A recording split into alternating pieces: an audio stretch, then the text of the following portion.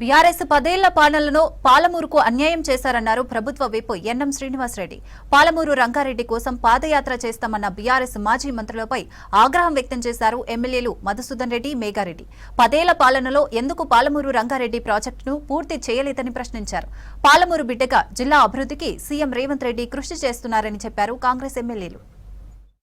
కరువు పీడిత పాలమూరు జిల్లాను సస్యశ్యామలం చేయడానికి ఉద్దేశించిన ప్రాజెక్టును దారి మార్చి సగం తాగునీరు ప్రాజెక్టుగా సగం సాగునీరు ప్రాజెక్టుగా చేసి అలాగే ఒక రాజకీయ జూదం ఆడిన చరిత్ర కేసీఆర్ది. 90% కంప్లీట్ చేసిన అని చెప్పి ఎలక్షన్స్ ముందు ఒక పంపు ఆన్ చేసి 1 ఎకరా కూడా నీళ్ళు ఇవ్వకుండా 27,000 కోట్ల రూపాయలు ఖర్చు చేసిన గనుడు కేసీఆర్. ఆయనకు వంతపాడిన భజన బృందం అప్పుడున్న ఎమ్మెల్యేలు, మంత్రులు.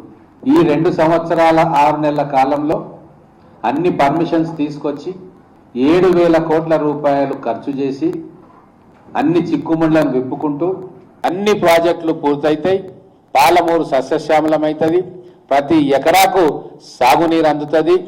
ఈ కల్లబొల్లి మాటలు, ఈ మాయాజాలం, సోషల్ మీడియాలో ప్రచారాలు అవన్నీ కూడా బీఆర్ఎస్ పార్టీకి కానీ నాయకులకు కానీ ఏమాత్రం కూడా లాభం చేకూర్చవు సరికదా. వాళ్ళ ద్వంద్వ నీతిని ప్రజలు చక్కగా గమనిస్తారు. వాళ్ళకు ఎక్కడ బుద్ధి చెప్పాలనో అక్కడ బుద్ధి చెప్తారు. 2023 నవంబర్ వరకు టీఆర్ఎస్ పార్టీ అధికారంలో ఉంది. రాష్ట్రంలో కేసీఆర్ గారే ముఖ్యమంత్రిగా ఉన్నారు. నిన్న మాట్లాడిన పెద్దలు కూడా అందరు ఉన్నారు అక్కడ. 2023 వాళ్ళు గవర్నమెంట్ ఉన్నంత వరకు కూడా ఒక్కనాడు కూడా పాలమూరు లిఫ్ట్ ఇరిగేషన్ మనం 3 ఏళ్లలో పూర్తి చేస్తామని చెప్పినాం కదా. 3 ఏళ్లలో పూర్తి చేస్తామన్న ప్రాజెక్టు మీద ఒక్క రోజన్నా రివ్యూ పెట్టిర్రా? ఒక్కనాడని రివ్యూ మీటింగ్ పెట్టుకొని ఎందుకు 3 ఏళ్లలో పూర్తి చేయలేకపోయినాం, కనీసం 5 ఏళ్లలో పూర్తి చేద్దామని చెప్పేసి నిన్న మాట్లాడిన పెద్ద మనుషులు ఒక్క రోజన్నా కేసీఆర్ గారి మీద ఒత్తిడి తీసుకొచ్చిర్రా? మిమ్మల్ని మీరు ప్రశ్నించుకోవాలి. 2016లో స్టార్ట్ అయిన కాళేశ్వరం ప్రాజెక్టుకి ఏమో డిపిఆర్ 2017లోనే సబ్మిట్ చేస్తారు. సిడబ్ల్యూసీకి, సెంట్రల్ వాటర్ కమిషన్ కు డిపిఆర్ 2017లో సబ్మిట్ చేస్తారు. అనుమతులు తీసుకొచ్చేస్తారు, ప్రాజెక్టు కడతారు, ప్రాజెక్టు కూలిపోతుంది.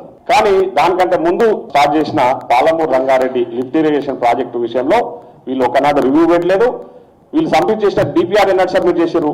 సెప్టెంబర్ 2022లో డిపిఆర్ సబ్మిట్ చేస్తే సెంట్రల్ వాటర్ కమిషన్ కు ఆ డిపిఆర్ కూడా వాళ్ళు రిటర్న్ చేశారు.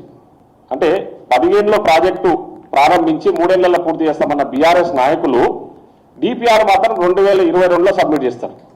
అంటే 7 సంవత్సరాల తర్వాత వాళ్ళు డిపిఆర్ సబ్మిట్ చేసిన దానికి సమాధానం ఫస్ట్ వాళ్ళు చెప్పాలి. మీరు ఎందుకు గతంలో ఉన్న మాజీ ముఖ్యమంత్రి గారి మీద ఒత్తిడి తీసుకురాలి? దానికి సమాధానం చెప్పకుండా నిన్న పాలమూరు రంగారెడ్డి నేను 90% పూర్తి చేసినాం 90% పూర్తి చేసినామని అబద్ధం పదే ప్రచారం చేసే ప్రయత్నం చేస్తా ఉన్నారు.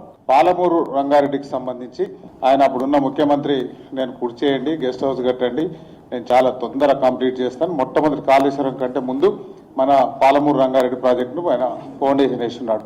వేసిన తర్వాత దాని తర్వాత కొన్ని రోజుల తర్వాత వాళ్ళతోనే కేసులు వేయించి ఆ కేసులు వేసిన మళ్ళీ ఆయన పార్టీలో జాయిన్ చేయించుకున్నాడు, దాన్ని పెండింగ్ పెట్టదని చెప్పి.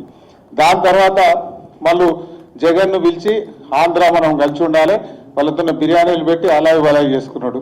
దాని తర్వాత తిరుపతి పోయి చేపల పులుసు తిని 2 రాష్ట్రాలు బాగుండాలని ఈయన మైండ్ పాలమూరు రంగారెడ్డి నుంచి అక్కడ ఆంధ్రాకి షిఫ్ట్ అయ్యి మళ్ళీ ఇప్పుడు పాలమూరు రంగారెడ్డి గురించి వాళ్ళు మాట్లాడుతున్నారు. వాళ్ళు అన్ని గ్రామాల నుంచి పాలమూరు రంగారెడ్డిని జాతికి అంకితం చేస్తున్నాం.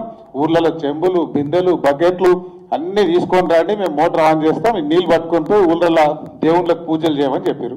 సో ఆడ ఆన్ చేసిండు. ఆయన హైదరాబాద్ హెలికాప్టర్ దిగలు బంద్ అయింది. మా వాళ్ళు కూడా అందరూ ఆ చెంబులల్లో, లోటలలో, బిందెలలో నీళ్ళు తీసుకుపోయి ఊళ్ళల్లో దేవుళ్ళకి వచ్చి పూజలు చేసి కంటిన్యూ అవుతుంది మోటార్ అనుకుని. సో వాళ్ళకి నిజం తెలిసింది 4-5 రోజుల్లో. తెలిసి ఆ దేవుళ్ళు ఆ నీళ్లు పోసిన వాళ్ళందరూ కర్రు కాల్చి వాత పెడితే 12 సీట్లు కాంగ్రెస్ పార్టీ గెలిచింది. వాళ్ళు ఇప్పుడు వచ్చి మళ్ళీ మాట్లాడతారు. వాళ్ళకి ఇంకా బుద్ధి రాక ఇవన్నీ